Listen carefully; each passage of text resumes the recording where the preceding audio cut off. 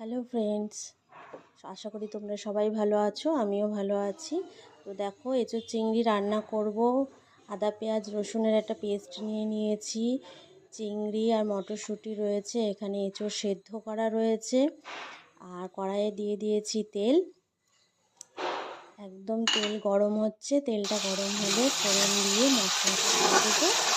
মশলাটা ভালো করে কষানো হয়ে গেলে, হালকা কষানো হবে, পুরোটা কষানো হবে না। পুরোটা কষানো হয়ে গেলে হালকা এঁচোড়টা দিয়ে দেবো, সেদ্ধ করা এঁচোড়টা দিয়ে দেবো। তারপরে এঁচোড়টা দেওয়ার পরে আবার একটুখানি নাড়ানো চাড়ানো করবো, নাড়িয়ে চাড়িয়ে তারপরে দিয়ে দেবো চিংড়ি মাছ। আমি চিংড়ি মাছটা কাঁচাই দেবো যাতে টেস্টটা বেশি হয়। চিংড়ি মাছটা কাঁচা দেবো যাতে টেস্টটা বেশি হয়। চিংড়ি মাছ আর মটরশুঁটি দিয়ে তারপরে আবার কষাবো।